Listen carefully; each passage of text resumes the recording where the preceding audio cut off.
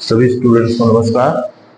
आज का हमारा प्रश्न है, क्या किसी एमएलए मतलब मेंबर ऑफ लेजिस्लेटिव असेंबली अर्थात विधानसभा के सदस्य को उसका कार्यकाल पूरा करने से पहले हटाया जा सकता है? प्रश्न क्या है? एमएलए को उसका कार्यकाल पूरा करने से पहले हटाया जा सकता है या नहीं? प्रश्न बहुत महत्वपूर्ण है। इससे हमें आज इसके अंतर्गत हम ये जानेंगे कि हटाया जा सकता है या नहीं हटाया जा सकता है। हटाया जा सकता है तो किन आधारों पर हटाया जा सकता है? सबसे पहले तो ये है कि सामान्य परिस्थितियों में सामान्य कारणों से नहीं हटाया जा सकता। कुछ विशिष्ट कारण हैं जिनके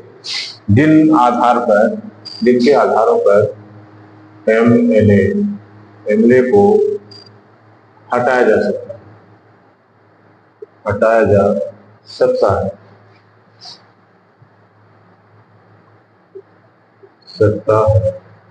अर्थात सदस्यता समाप्त की जा सकती है। सदस्यता समाप्त की जा सकती है। वे कौन कौन से हो सकते हैं? कौन कौन से आधार हो सकते हैं? विधानसभा का कोई भी सदस्य अपना कार्यकाल पूरा होने से पहले कई कारणों से हटाया जा सकता है। अब वे कारण क्या हो सकते हैं? हमको इसी प्रश्न पर विचार करना है कि वो कारण क्या हो सकते हैं जिन आधारों पर सदस्यों को हटाया जा सकता है। जैसे अगर वह किसी दूसरे विधायी सदन के लिए भी निर्वाचित हो जाए तो वह केवल एक ही सदन का सदस्य रह सकता है। सीधी सी बात है। मान लीजिए कोई एमएलए है, वो निर्वाचित हो गया राज्यसभा के लिए या लोकसभा के लिए या विधान परिषद के लिए। ठीक है, विधान परिषद के लिए। ऐसी स्थिति में एमएलए को अपनी सदस्यता छोड़नी होगी।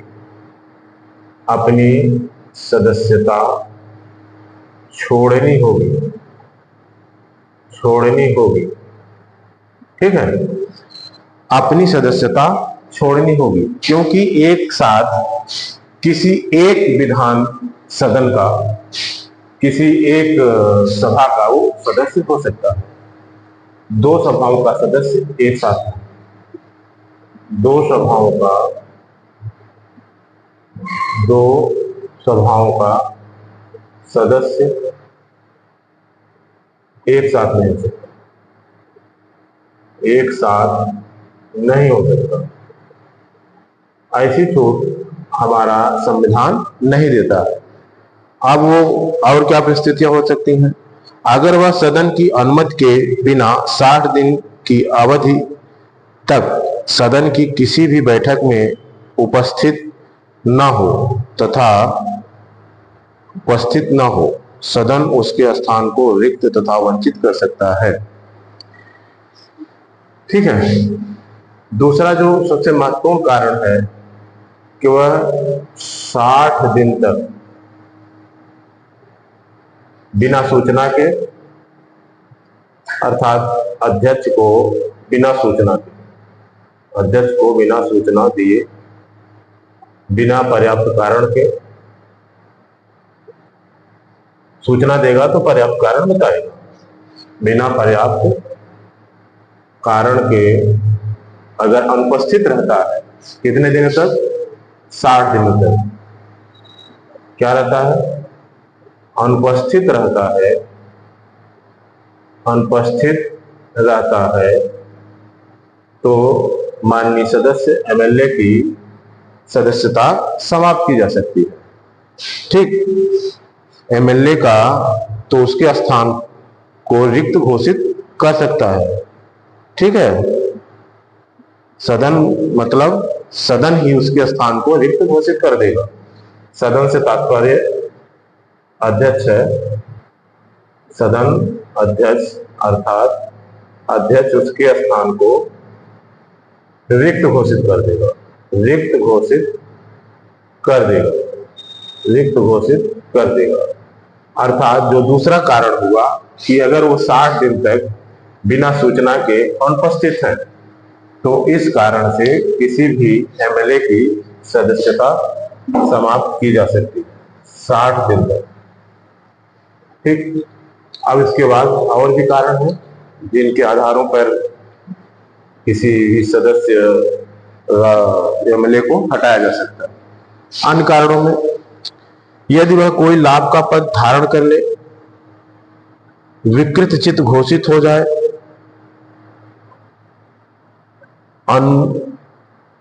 दिवालिया हो जाए या स्वेच्छा से किसी विदेशी राज्य की नागरिकता स्वीकार कर ले। कितने प्रश्न है कि वह कोई लाभ का पद धारण कर ले, लाभ का पद धारण कर ले, ठीक है, दिवालिया हो जाए,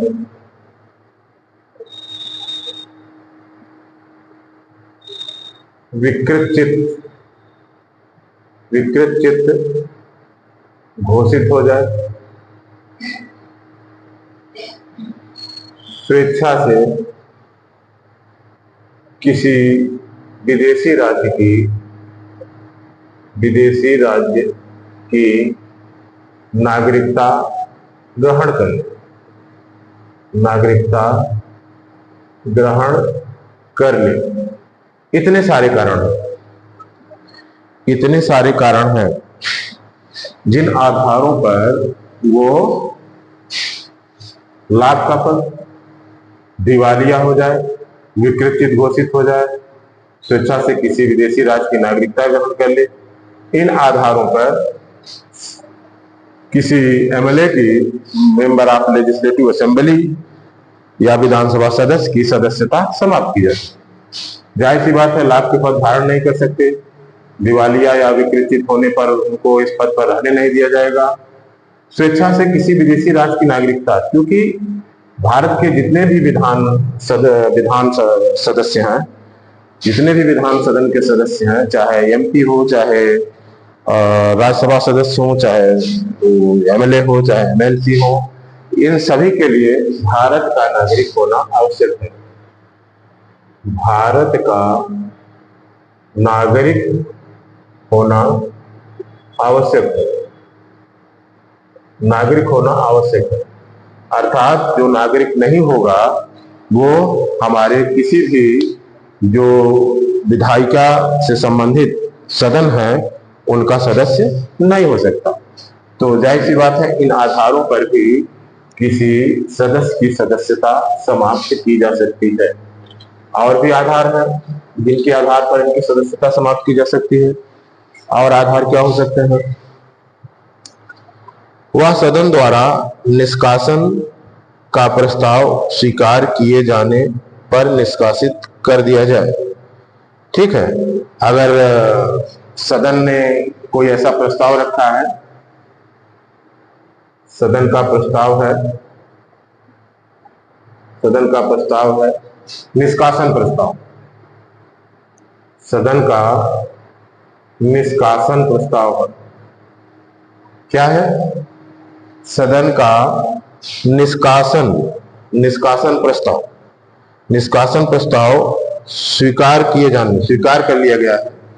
सदन के जो निष्कासन प्रस्ताव है, निष्कासन हेतु सदन का प्रस्ताव है, वो स्वीकार कर लिया गया है, स्वीकार कर लिया गया है, कर लिया गया है किन्हीं कारणों से। तो ऐसी स्थिति में भी वो निष्कासित कर दिया जाएगा, निष्कासित कर दिया जाएगा। किसको? एमएलए को निष्कासित कर दिया जाएगा। और क्या कारण है? वह राष्ट्रपति, उपराष्ट्रपति या राज्यपाल जैसे किसी पद के लिए चुन लिया गया हो, ये तो सीधी सी बात है कि राष्ट्रपति, उपराष्ट्रपति, क्या राष्ट्रपति, उपराष्ट्रपति या राज्यपाल, इनमें से किसी भी पद के लिए, किसी भी पद के लिए अगर किसी माननीय सदस्य,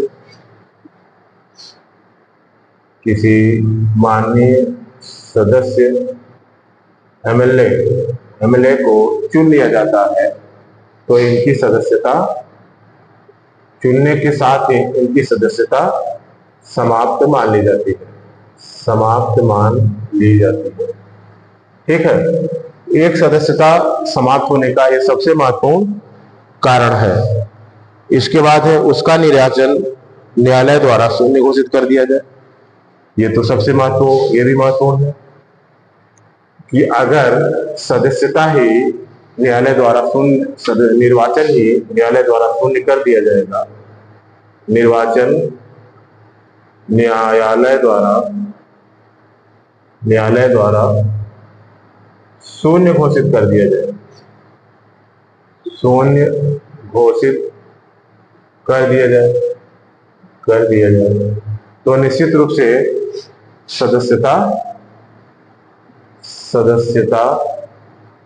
समाप्त हो जाएगी, क्योंकि न्यायालय द्वारा निर्वाचन ही शून्य घोषित कर दिया गया। क्या निर्वाचन शून्य घोषित कर दिया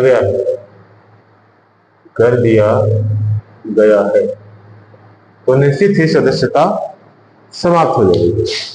इसके अलावा और भी कुछ कारण हैं, जैसे कि संविधान की 10वीं अनुसूची के उपबंधों के अंतर्गत उसे दल बदल के आधार पर अनर्ह करार दिया गया है। 10वीं अनुसूची में कुछ उपबंध हैं, जैसे कोई भी माननीय सदस्य किसी पार्टी से चुना जाता है और चुने जाने के बाद वो अपनी पार्टी बदल देता है या उसकी अपनी गतिविधियों से वो पार्टी उसकी निष्ठा दूसरे पार्टी के प्रति हो जाती है। सबूत के लिए कोई व्यक्ति कांग्रेस से चुना गया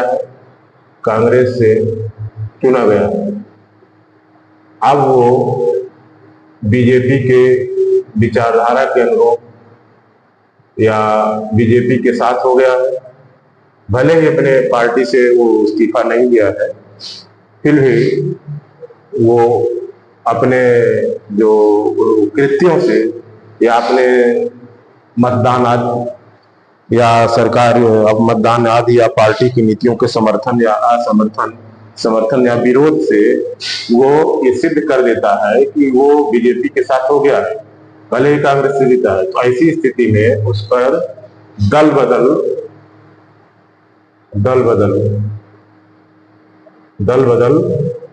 के विरुद्ध जो कानून बना है वो लागू होगा और वो अनर्ह घोषित कर दिया जाएगा।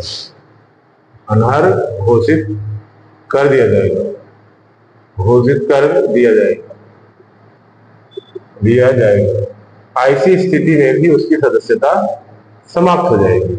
ऐसी स्थिति में भी एमएलए की सदस्यता समाप्त हो जाएगी। ये सारे कारण हैं जिन आधारों पर किसी एमएलए की सदस्यता बिना उसके इस्तीफा दिए समाप्त की जा सकती है।